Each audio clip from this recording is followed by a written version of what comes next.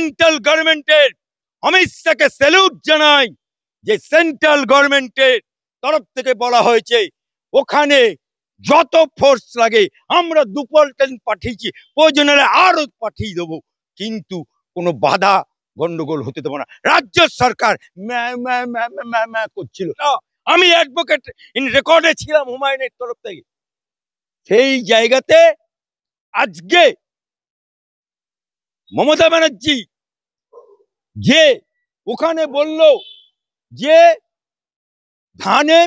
ধান পচা থাকলে তাকে বাদ দিতে হয়, ধান পচা থাকলে তাকে বাদ দিতে হয়, যদি বাদই দিতে হয় তাহলে প্রথম তো বাংলার মানুষ ওনাকে বাদ। আপনি কেন বাবরি মসজিদকে সমর্থন করছেন? আপনি তো কার্যত বিজেপি আরএসএস, তাহলে কি হুমায়ুন কবিরকে কালকে ফিরাদ হাকিম বলেছে বিজেপির সাথে জোট করে এইসব করছে, তার মানে কি সত্যি হুমায়ুন কবির বিজেপির সাথে জোট করে এগুলো করছে? এটার জবাব আমার আদালত দিয়েছে। এই জয় পশ্চিম বাংলার সকলে, যে কত বড় নিমক খারাপ মুসলমানের মধ্যে আছে দেখুন, আজকে কোনো দিকে আটকাতে পারলো না। তখন এই হাইকোর্টে একজন মুসলমান, সে 24 পরগনায় বাড়ি, তার মুর্শিদাবাদের সাথে কোনো সম্পর্ক নেই, তাকে দিয়ে দক্ষিণ 24 পরগনার একজন মুসলমানকে দিয়ে মামলা করালো। অ্যাডভোকেট ইন রেকর্ডকে, সেও মুসলমান, আর ওখানে কোর্টে নাচন কোদন করলো কে? সে হচ্ছে সিপিএম।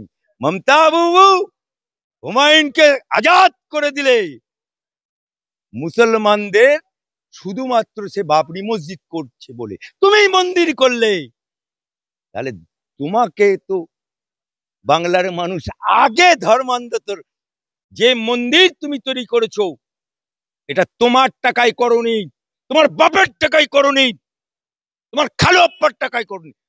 ও টাকা তুমি কালীঘাটে ছাপাও না, ও টাকা নবান্নে ছাপাও না, সে টাকা বাংলার মুসলমানের টাকা, বাংলার সনাতনীদের টাকা, বাংলার জনগণের টাকা, সেই টাকায় তুমি মন্দির করে দিলে। মমতা ব্যানার্জি এমন বেহা, 21 সালের আঁকড়া দেখুন, 5 to 7% হিন্দু ভোট পেয়েছে, আর বাকি সব মুসলমান ভোটে জিতেছে। কিন্তু শুভেন্দু যখন রে রে রে রে করে বাংলার সনাতনীদের একত্রিত করছে, বাংলার জাগরণ সৃষ্টি করে ফেলেছে, আর এদিকে অ্যাডভোকেট আলী আব্দুল চাঁদ রাষ্ট্রবাদী মুসলমান হিসেবে জাগ্রত করার চেষ্টা করছে, সেই জায়গাতে তুমি হিন্দু ভোট টানার জন্য তুমি মন্দির করলে বলছো, আলী আব্দুল চাঁদকে মির্জাপুর বলছো, হুমায়ুনকে মির্জাপুর বলছো, তাহলে তোমার দলে যে সাগর দিঘি থেকে জেতা যে বাইরন বিশ্বাস, ও কোন দলের? ও তো কংগ্রেসের জেতা সিম্বলে, তাহলে ও যে তোমার দলে যোগদান করলো, তাহলে বেইমানটা কে? তুমি তো বেইমান নেই।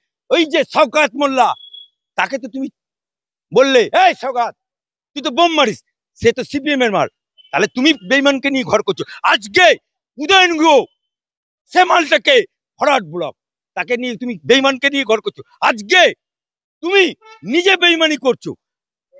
আজকে হাইকোর্টে কার্যত জয় জয়কার হুমায়ুন কবিরের। যে মুহূর্তে দেখা যাচ্ছে বাবরি মসজিদ বাধা দিতে সবাই উদ্যোগী ছিল, সেখানে বাবরি মসজিদের জন্য কোনো বাধা রইলো না। আইন শৃঙ্খলা দেখার দায়িত্ব কোর্ট দিয়েছেন রাজ্য সরকারকে, রাজ্য সরকার দেখবে। আমার সঙ্গে রয়েছেন অ্যাডভোকেট অন রেকর্ড ছিলেন আলী আফজল চাঁদ, কথা বলবো। বলছি আজকে কি হলো? দেখুন, আমি প্রথম থেকে একজন নবীর উম্মত হিসাবে, আর একজন নবীর উম্মত যিনি কলমা পড়নেওয়ালা, লা ইলাহা ইল্লাল্লাহ মুহাম্মাদুর রাসূলুল্লাহ বলনেওয়ালা, তিনি একটি মসজিদ করছেন। সেই মসজিদ সরকারি টাকায় করছেন না, সেই মসজিদ তিনি নিজের কোমরের জোরে এবং একটা ট্রাস্টি বোর্ড তৈরি করে, ইসলামিক ফাউন্ডেশন নামক একটি বোর্ড তৈরি করে, ট্রাস্টি বোর্ড তৈরি করে উনি এই মসজিদটা শিলান্যাস করবেন বলেছিলেন 6 ডিসেম্বর। কিন্তু আমরা কি দেখতে পেলাম? আমরা দেখতে পেলাম যখন আমরা অ্যানাউন্স করলাম অ্যাজ এ মুসলমান হিসাবে, রাষ্ট্রবাদী মুসলমান হিসাবে, হাইকোর্টের উকিল হিসাবে, আমি যখন চিৎকার করে জানালাম আপনাদের বঙ্গ টিভির মাধ্যমে যে আমরা পূর্ণ সমর্থন করছি। ঠিক তারপরে আমরা কি দেখতে পেলাম, 4 তারিখে হঠাৎ করে মমতা ব্যানার্জি ওখানে যাবার আগে, যেখানে মমতা ব্যানার্জির প্রোগ্রামে হুমায়ুন কবিরকে ডাক পড়েছিল নিমন্ত্রণের, সেই ডাক পাওয়ার পরে এখান থেকে ফিরহাদ হাকিম তিনি বললেন কিনা যে তৃণমূল কংগ্রেস ধর্মীয় রাজনীতি করে না, তৃণমূল কংগ্রেস ধর্ম নিরপেক্ষ দল, সেকুলার পার্টি, সেই হিসাবে হুমায়ুন কবির ধর্মান্ধ রাজনীতি করছে, তাই আমরা তার বিরুদ্ধে স্টেপ নিলাম, দলের সাথে তার কোনো সম্পর্ক থাকবে, আজীবন সাসপেন্ড। যিনি বলেছেন এই কথাটা ফিরহাদ হাকিম, সেও কিন্তু মুসলমান, পাশে বসেছিল তারাও মুসলমান, দুজন বসেছিল তারাও মুসলমান। আমি ফিরহাদ বাবুকে বলতে চাই, হুমায়ুন বাবরি মসজিদ শিলান্যাস করবে বলেছে, তুমি ফিরহাদ হাকিম তুমি ধর্মের দোহাই দিয়ে আজকে হুমায়ুনকে সাসপেন্ড করলে, তাহলে তুমি মুসলমান গদগদ মুসলমানের প্রোগ্রামে মাথায় ফেস টুপি পরে তুমি কি বললে, আজ আমরা 30% আছি, আল্লাহ যদি করে, খোদা যদি করে, মালিক যদি করে, আমরা 100% হয়ে যাব। এবং পার্সার কাস্টটাকে তুমি বললে মিনি পাকিস্তান। তাহলে ফিরহাদ বাবু, ওটা ধর্মের রাজনীতি হয় না? ওটা ধর্মের রাজনীতি হয় না? হ্যাঁ, চালু নিয়ে আবার ছিচের বেজার করে তোমার মমতা বাবু, নট করো মমতা ব্যানার্জি ধর্মের রাজনীতি নিয়ে। আজকে যে হুমায়ুন কবিরকে সাসপেন্ড করলে, আজকে আমার হাইকোর্টে যে মামলাটা, আমি অ্যাডভোকেট ইন রেকর্ডে ছিলাম হুমায়ুনের তরফ থেকে, সেই জায়গাতে আজকে মমতা ব্যানার্জি যে ওখানে বলল যে ধান পচা থাকলে তাকে বাদ দিতে হয়, ধান পচা থাকলে তাকে বাদ দিতে হয়, যদি বাদই দিতে হয় তাহলে প্রথম তো বাংলার মানুষ ওনাকে বাদ দেবে, কারণ ধর্মের রাজনীতি। নট করে মমতা ব্যানার্জি, তুমি এই যে দীঘাতে মন্দির করেছো, এবং যে মন্দির তুমি তৈরি করেছো, এটা তোমার টাকায় করনি, তোমার বাপের টাকায় করনি, তোমার খালু আপ্পার টাকায় করনি। ও টাকা তুমি কালীঘাটে ছাপাও না, ও টাকা নবান্নে ছাপাও না, সে টাকা বাংলার মুসলমানের টাকা, বাংলার সনাতনীদের টাকা, বাংলার জনগণের টাকা, সেই টাকায় তুমি মন্দির করে দিলে। আজকে তুমি উত্তরবঙ্গে মহাকাল মন্দির করবে, সেখানে সরকারি জায়গা 25 একর দিয়ে দিলে। আজকে নিউ টাউনে মুসলমানের দান করা জায়গা, একটা অস্থায়ী মসজিদ আছে, সেখানে মসজিদে নামাজ হচ্ছে, বিদ্যুৎ চলছে, পাখা চলছে, লাইট জ্বলছে, হঠাৎ করে সেখানে তুমি মসজিদটাকে পুরো হিট করে আন্ডার দিয়ে ইলেকট্রিক কেটে দিলে। এটা ধর্মের রাজনীতি হচ্ছে না? তাহলে বাংলার বুকে ধর্মের রাজনীতি শুরু করেছে মমতা ব্যানার্জি। মমতা বাবু হুমায়ুনকে আজাদ করে দিলে মুসলমানদের শুধুমাত্র সে বাবরি মসজিদ করছে বলে তুমি মন্দির করলে, তাহলে তোমাকে তো বাংলার মানুষ আগে ধর্মান্তর, আজকে বাংলার বুকে 30 বছর কংগ্রেস রাজত্ব করেছে, হাই কইমাকে লাল দেখাতে পারবে যে সরকার মসজিদ করেছে? আমার আমার আজকে উত্তরপ্রদেশে যোগী সরকার, ডবল ইঞ্জিনের সরকার, বিজেপি সরকার, ওখানে রাম মন্দির হয়েছে আমার সুপ্রিম কোর্টের নির্দেশে, এবং 1 কিলোমিটার দূরে মসজিদ হচ্ছে বাবরি মসজিদ, কিন্তু সেটাও রাম মন্দির ট্রাস্ট করে হয়েছে। যদি সরকার করতো তাহলে তো কেন্দ্রীয় সরকার বিজেপি, রাজ্য সরকার বিজেপি, সে তো সোনা দিয়ে মন্দির করে দিতে পারতো, করলো না। মসজিদ হচ্ছে সেটাও ট্রাস্ট করে, যেটা আরবের আমির শাহী উদ্বোধন করলো না। কিন্তু মমতা ব্যানার্জি এমন বেহা, 21 সালের আঁকড়া দেখুন, 5 to 7% হিন্দু ভোট পেয়েছে, আর বাকি সব মুসলমান ভোটে জিতেছে। কিন্তু শুভেন্দু যখন রে রে রে রে করে বাংলার সনাতনীদের একত্রিত করছে, বাংলার জাগরণ সৃষ্টি করে ফেলেছে।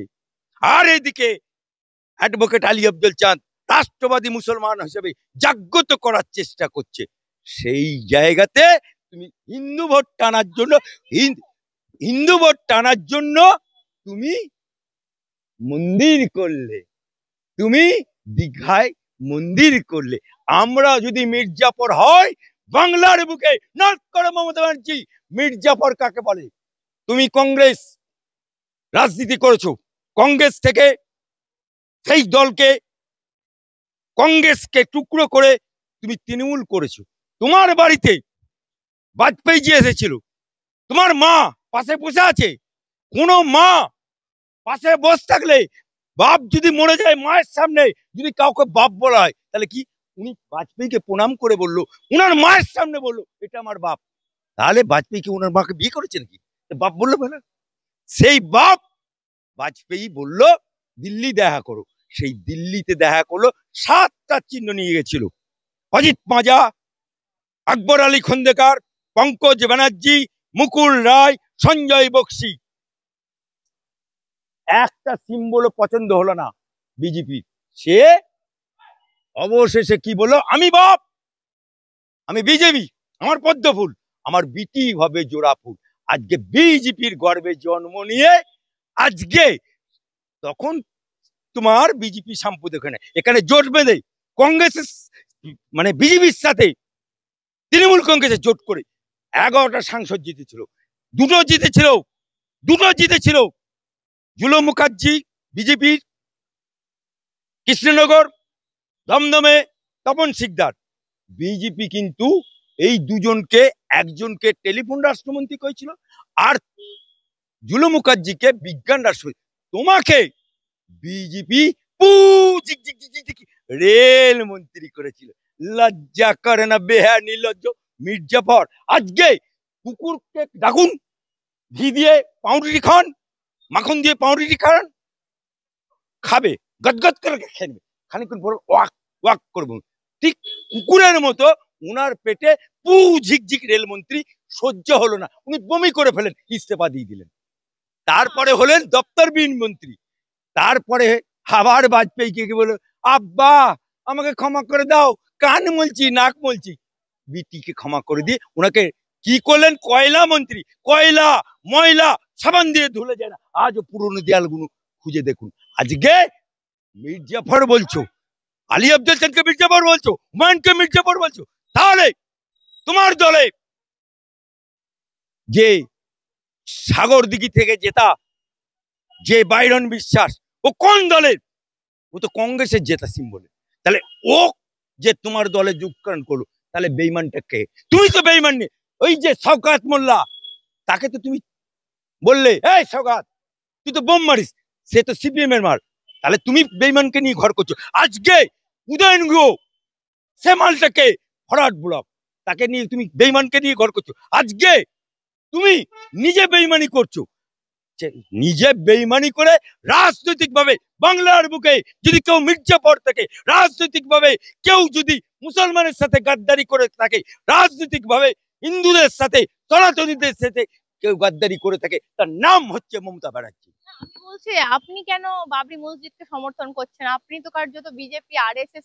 তাহলে কি হুমায়ুন কবিরকে কালকে ফিরহাদ হাকিম বলেছে বিজেপির সাথে জোট করে এইসব করছে, তার মানে কি সত্যি হুমায়ুন কবির বিজেপির সাথে জোট করে এগুলো করছে? দেখুন, হুমায়ুন বাবু তাকে দল থেকে আজাদ করে দিয়েছে। আমি একজন রাষ্ট্রবাদী মুসলমান হিসেবে, একজন নবীর উম্মত হিসাবে, কারণ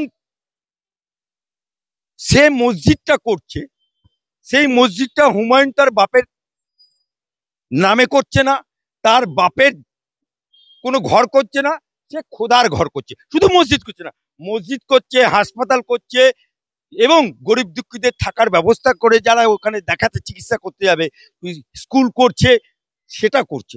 সুতরাং যে লোকটা নিজের টাকায় নিজের মসজিদ করবে, নিজে করবে, মমতা বাবুর মতো তো মন্দির বাপ ওর বাপকালীর টাকায় করেনি তো, হুমায়ুন তো তার বাপের টাকায় করছে, ওর মতো জনগণের মুসলমানের টাকায় মন্দির করেছে। হ্যাঁ, আজকে সে খুদার ঘর করবে, আমি একজন নবীর উম্মত হিসেবে পূর্ণাঙ্গ সমর্থন করেছি। এবং কত বড় নিমক হারাম মুসলমানের মধ্যে আছে দেখুন, আজকে কোনো দিকে আটকাতে পারলো না। তখন এই হাইকোর্টে একজন মুসলমান, সে 24 পরগনা বাড়ি, তার মুর্শিদাবাদের সাথে কোনো সম্পর্ক নেই, তাকে দিয়ে দক্ষিণ 24 পরগনার একজন মুসলমানকে দিয়ে মামলা করালো। অ্যাডভোকেট ইন রেকর্ডকে, সেও মুসলমান, আর ওখানে কোর্টে নাচন কোদন করলো কে? সে হচ্ছে সিপিএম মোহাম্মদ সেলিম সাহেব। আপনার উকিল, আপনি তো মুসলমানদের সাথে নাকি আপনার গদগদ সম্পর্ক, সামলাও। এবারে তো জিরো হয়েছো, বাংলার বুথে ঝান্ডা টাঙাতে পারবে না, কারণ এই মসজিদ বাধা দানকারী হিসাবে তোমার অ্যাডভোকেটরা এখানে দাঁড়িয়েছে। আর আজ আমি অ্যাডভোকেট আলী আব্দুল চাঁদ, অ্যাডভোকেট ইন রেকর্ড হিসাবে, হুমায়ুনের রেকর্ড হিসাবে, আমি, আমার দল, আমার সঙ্গ, সবাই কেউ কোনো বাধা দেয়নি, কারণ দিস ইজ মাই প্রফেশন। আমি একজন মুসলমান, তারপরে হচ্ছে দেশ আমার, তারপরে সমাজ আমার, তারপরে পাইলে দেশ। আমার দেশ যদি সুরক্ষা না থাকে, তা আমার বেঁচে থেকে লাভ কি, আমার বাড়িঘর থেকে লাভ কি?